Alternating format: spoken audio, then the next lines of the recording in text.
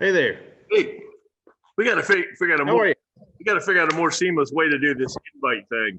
I think there's got to be some way that we can just always have the same info and just do it.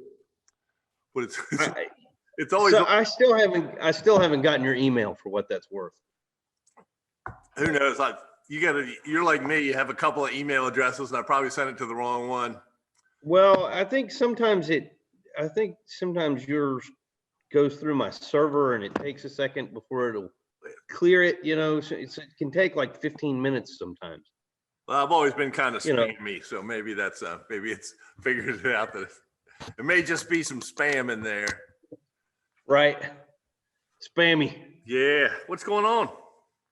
Oh man, just actually kind of taking care of a few things, wrapping up some candlesticks for a church up in the western part of the state, and doing a little cleanup today. So just kind of odds and ends. You know, every day, nice Saturday afternoon. Every day seems to involve a little cleanup. Right. If you do it right, there's just always. Your email just came in. Uh-oh, maybe it's an invitation. It is. It's an invitation to a party with Bill Young. Like Christmas comes twice this year. Your shop is looking pretty clean back there. Yeah. I've had the leaf blower out this morning, and it's sunny and warm enough. I could open the big door at the end and just sort of corral it all in that direction. It's well, I think we got all your cold weather because it's just, you know, it's windy and chilly today. It was in the 40s this morning, which is a treat. It hadn't been, you know, it's been scraping frost off the windshield when I leave every morning. And I've gotten awful tired of that sort of getting up and it's cold and dark, and, you know, it's sort of whiny all morning. Everybody gets grumpy. You know, I mean, kids these days, what are you going to do? Yeah. They're ruined. They don't get up till noon. Heat's warm, but everything they own is warm. It's something. But no, it's been kind of nice. It's been kind of, other than the power going out this morning, which reset everything, including the Wi-Fi I get was out for, even when the power came on, it was out for a while because I get it from the antennas at the top of the grain silos next door, and something. So it has to, you know, be reborn every time the power goes out. Right. But I seem to be. So is it all working fine now? Is it stable? It seems to be. I've gotten everything reset. You know, I don't have anything here that has clocks on it really, but at home, you know, every device we have has a clock that needs to be reset. So, but right. You know, it's working now. We had several blips early, like, I don't know, around the 1st or 2nd, and I reset the clock on the coffee maker like 3 days in a row, and I just quit doing it. Now it says like, you know, it's 2:30 in the afternoon or something. It's something like that. They got about maybe 3 days ago, I was heading into the shop at maybe 6 in the morning. And I made the turn on the main street in Exmoor, and somebody had just hit a power pole and sheared it off at the ground. And he'd creamed the whole front of it, and like sparks were coming out of the transformer. It was like a Terminator movie. Sparks were falling on his car, and all the wires were wiggling and all. And it was so they put up power for a while and shut Main Street down, and they had to replace it. I mean, he just cleaned it off. Did you get out and take a video of it? Did you? No, I tried to get out of the way. I was afraid the power lines were going to fall on me. I turned around and went the other way. I mean, it was it astounds me because the pole was hanging off the wires, just bouncing there. I mean, it was completely gone at the bottom. I thought you'd be like the kind of guy to, you know, scale the pole and take a selfie with the sparks flying out of the back of the transformer, you know. Check me out. I can put out with just about anything except for getting shocked. I hate it. I mean, I just absolutely despise getting shocked. I don't know anybody that likes being shocked, Bill. I can take getting shot.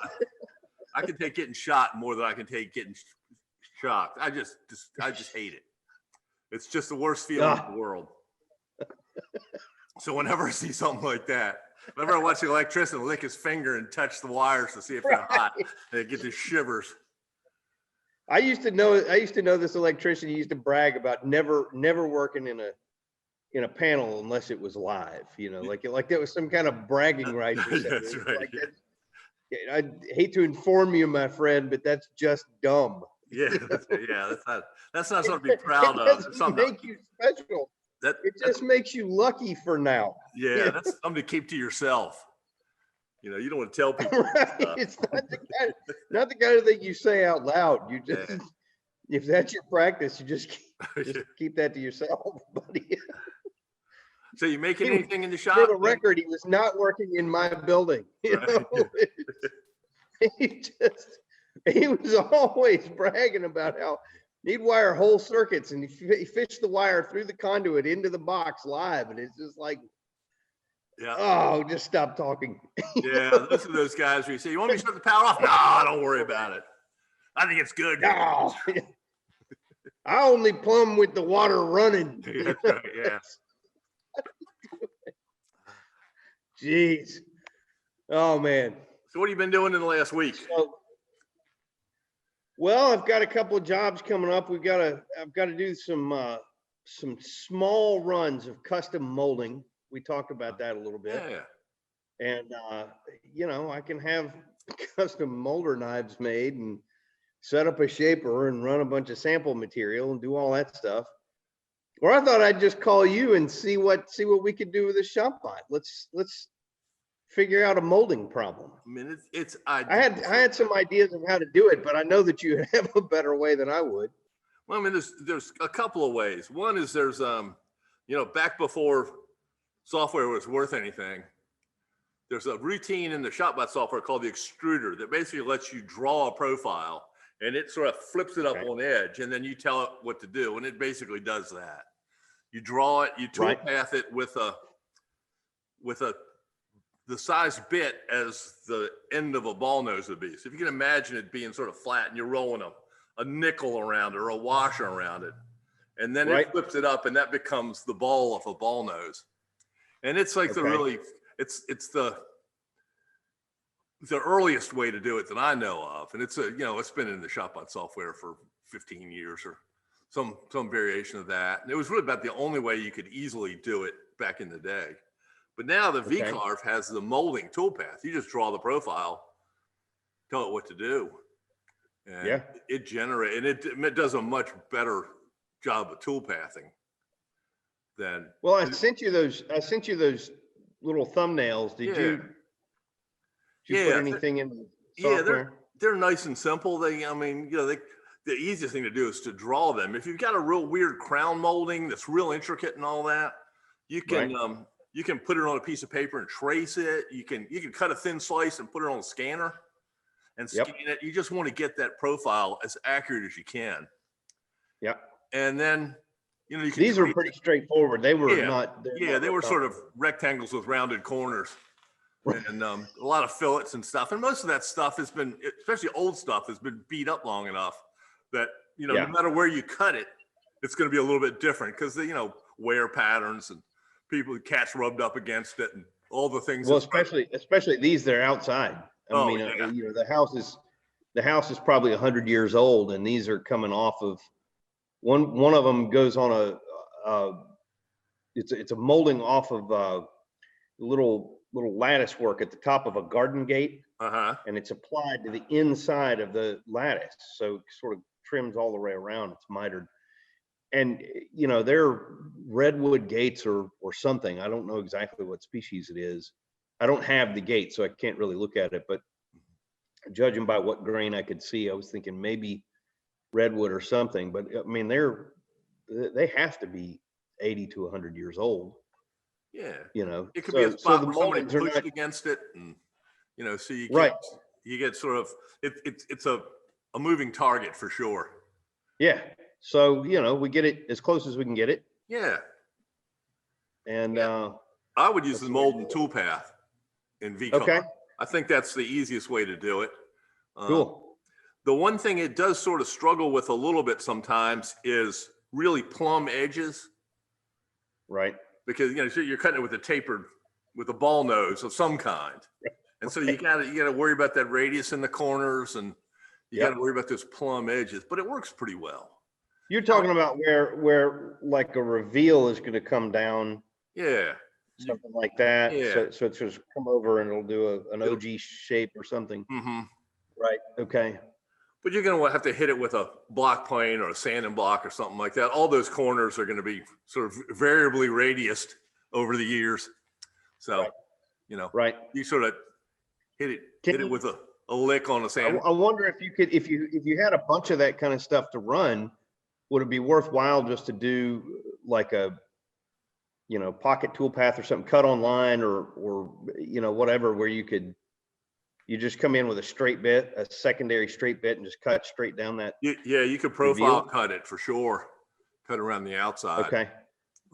Yeah, profile cut would make sense. Profile either on the line or just cut it out like a rectangle when you're, you know, just draw a vector boundary around the whatever. Yeah. Yeah. You can just go into space. That's what I'll tell you. You can try the extruder. Okay. I mean, it's a little, it's old school for sure, but it's kind of fun to play. I'm perfectly fine using the V-carve version. Oh, you kids. It's kind of the hammer that fits the hand. Yeah, you know? well, you know, you gotta like one of these. Just work. Just stick with what's easy. Once you start shuffling around, I'm reading a really interesting book by a friend of mine named John Backus, who ordered it. SketchUp. I saw your post the other day and I promptly ordered the book. But there's so much stuff in there, and you know, it's sort of architecture. He's an architect. Yeah. He's been with SketchUp since they were At Last, I think was the original company before Google bought them, before Trimble bought them. Okay. And so he talks a lot about. I refuse to update from Make 17, by the way.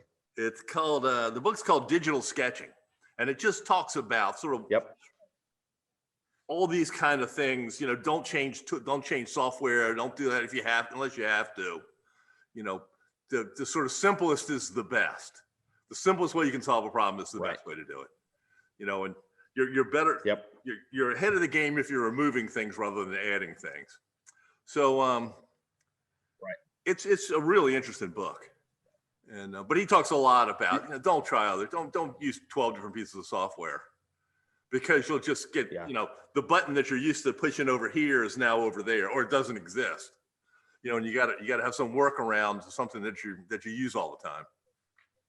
So it's called Digital Sketching by John. We tried that with the school using kind of a combination of software suites, SketchUp and Fusion 360 and V-carve and all that stuff, because we were trying to solve the cost issue to students and save them money. The problem we ran into, like with Fusion, which is a fantastic suite. I mean, it's a really powerful CAD CAM suite, but they change it so frequently that from one class to the next class, no one has the same version. Right. And then inside the software, they're changing just, you know, minor things that affect how, it's like every single thing affects how something else works. Yep. Whereas, you know, V-carve, you get in it and from version to version, the tools are all in the same place, even if they still have two sets of scissors. You know, it's free isn't always cheap. You know, you can get something free, but it takes you a year to figure it out. Right. Or you're inefficient with it. It's not, you know, you don't get the value from free. So, yeah, I mean, I do everything. Well, you know, and I've started really diving into Aspire because, you know about my quest for making lumpy and swoopy. Yeah. Any shape that allows me to do that. And there's Rhino, which is great. Yep. There's, you know, Aspire, there's all this stuff. I've sort of narrowed everything down to the one tool from Vectric, which really is just so intuitive to use. You know, and I have become very familiar with V-carve. So almost everything that you learn in V-carve serves as a platform for Aspire. Yep, it's just more stuff piled on top. Right, and you just open up Aspire and you can do everything you do in V-carve plus lumpy and swoopy. Yep. Which is great. Yeah, I think everybody needs more lumpy and swoopy. Find a piece of software that works for you, and then just run with it until it can't do something you have to do, and then find the tool that does that. I mean, Rhino's that way for me. I mean, I use V-carve from I just call Bill. When I just run into that, just hey, Bill. But what Rhino am I doing over here? Rhino does all that real 3D stuff, and it's, I'm comfortable with it. So that's the, if I can't do it in VCarve, my next click is to open Rhino, and that does it's just sort of what you're used to. And sometimes you just got to say, well, I'm not going to do that because I don't have it's going to take me 6 months to learn Form Z or something like that.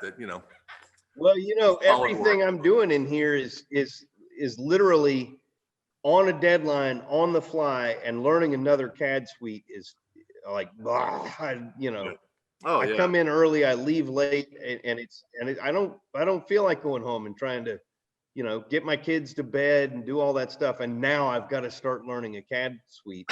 Yeah, I did that with VCarve. And good. You just, yeah, exactly. You went through the pain of it, of learning something. And it works great for me. I really like their software. I think it works. It does just what, there's 3 or 4 things that I wish it did different. And, but I usually send the guys an email, and then hopefully they'll figure it out. And they've added a lot of things that I've asked for. So it's just good software. Yeah. I lost you there for a second, but it just came right back into your It's like magic. It's magic. The bits just got lost somewhere. Somewhere around Elizabeth City, I think they made a wrong turn and then came back. But well, I've got a question for you. In our constant kind of ramblings about fun things to do, the next time you're in North Carolina, I thought maybe we would mask up and go videotape tape's not even a word anymore. People don't know what tape is. We'll go make a video of Stuart and Bill wandering through ShopBot.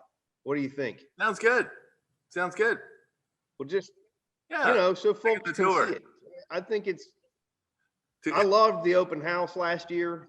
That was fun. We'll do. And I think everybody that visited loved it. 2 bumpkins go to the big city. What? 2 bumpkins go to the big city. Right. Look at this, Stuart. Hillbillies in the big town. They got heat all day long. What kind of place is this? Wow. Their electricity stays on here. Everywhere. Look, everybody's on the internet at the same time. What is it? What is this crazy place? What is this world? Man, this place is super advanced. It'd be fun to wander around because it's a neat place. They do all kinds of cool stuff. Yeah. It's fun. It's neat to watch. So whenever that happens, I feel like we could probably pull it off, and we could do something, mask up and wander around and, I don't know, go harass some people. Yeah, well, hopefully so the Virginia stand-up desk in person. Yeah, the Virginia's on 1B of the vaccination thing, but the governor just made 1B, instead of being 75 and up, 65 and up, which includes me in there. So hopefully before too long, I'll be able to get stabbed, and then I'll be, who knows? I don't know. You got to partially vaccinated. You got to take your best. You'll at least be stuck. I don't know if you just got to do what you can. Round 2 will only be opened at 92-year-olds. Yeah. Yeah. I'd say, I'm supposed to get a moving target listening to these news broadcasts about vaccinations. I think, I'm not sure, I'm probably shouldn't even say this out loud, but I think North Carolina's still at 75. So, and I'm only 29 and holding it. So I don't know when I'll ever get one. No, I don't think so. So yeah. So that'd be interesting to see. I don't know but I'll feel a little more comfortable. Who knows if they work. Yeah. Right. I was stuck a bunch of times when I was a little kid and it didn't kill me for all the different kind of vaccinations and stuff that you had to have. Man, when Susan and I moved to Costa Rica, I went to my family physician, and he's pretty top-notch guy. And deeply involved in medical education at Brody and all that's at the School of Medicine here. And anyway, I told him what we were doing, and he said, well, what part of the country are you going to be living in? And I said, yeah, here, there, wherever I need to be. And he said, so you're going to be like in the jungle? And I said, yeah. He said, okay, come see me next Friday. And I go in, and he's got this, just table full of vaccines. And he's like, I see here you had this vaccine back in 89 and this one back in, 77. And he says, we're just going to give you some boosters to make damn sure. I said, okay. He just started pumping me full of stuff. Man, I didn't get sick all year. Pull out the nail gun and we're going to fire them in there. Yeah. We used to have to do, I didn't get sick the whole time I was gone. And everybody else, everybody's like, I rubbed up against some plant and got some weird thing. I'm like, nah, I'm good. That's right, yeah. I had all them vaccines. Yeah, it's funny times for sure. I glow a little at night, but we're okay. Yeah. Well, cool, man. Yeah. Well, Bill, have a wonderful weekend, my friend. That's good. I'm trying to finish up some big wedges. I got to cut some humongously big wedges. So that's my adventure at the moment. What are the wedges for? So this whole area is clam aquaculture, shellfish aquaculture. They raise baby clams, clam larvae. They start with larvae, and they spawn the clams and they get larvae and they put them in tanks and all that. So they're these giant, 2,500 gallon water tanks that they get salt water in and it's condition a little bit and let it settle out. And they got to put a little bit of a bevel on them or they won't drain right. So I'm cutting full sheets of Advantech into wedges that are 8 feet long, 4 inches wide, from 3/4 to about 1/32 of an inch. And just back and forth, cutting those. I got a couple of sheets of them to do. So it's been. You just sink it down in the bottom of these tanks or something? Put it underneath the tank. So just make the tank cockeyed. Oh, gotcha. Yep. So it.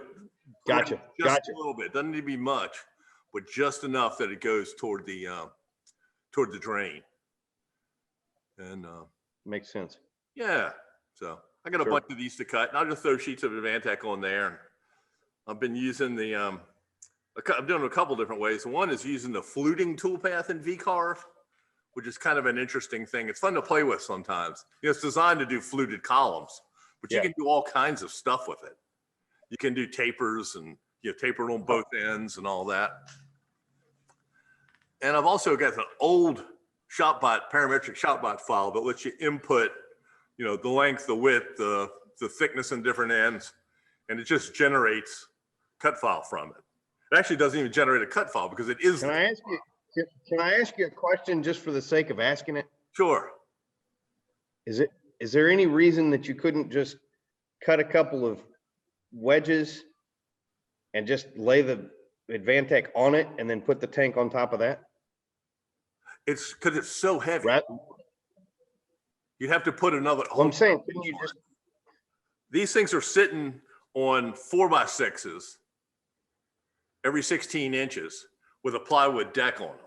Gotcha. The wedges are going underneath the 4x6s. They're on a concrete floor. So they've already got the platform that's level. Okay. I'm just basically screwing we thought of originally about just wedging the bottom of the tank, but it's, 2,500 gallons of water is a lot of water. They're 8-foot diameter and way taller than. So the idea was to sort of take this platform they've already got and just sort of kick one end up just a little bit. So we're basically making shims to shim the 4x6s, which shim the platform, which shim the tanks. Gotcha. And it's a sort of it's an easy use for CNC because you just let it go. It's basically just back and forth and back and forth and back and forth, moves every time. Right. It's messy. I'm basically cutting trimming a sheet of Advantech in half thickness wise. So it's cutting away a lot of material. But that's what they get blowers for. I was going to say that'll fill up a dust collection bin pretty quick. It does. It does do that. That stuff's kind of nasty too. I don't know, cut and get Vantex. It's kind of gross. And it's the splinteriest stuff in the world. I mean, you get near it and the splinters jump on you. I've got about 50 of them in my hand at the moment that I've sort of pulled the end off, but there's a little bit left buried deep. I don't know what it is about stuff, but it is really splintering. Whatever stuff they put in it to keep it weatherproof forever. But it lasts forever for sure. I mean, it's amazing stuff, but it is splintering. Well, Bill, have a great weekend. All right, bud. Take care. All right, man. Bye. Talk to you soon. Let me know how your molding stuff turns out. Take some pictures. Yeah, I will. All right. Bye. Ciao.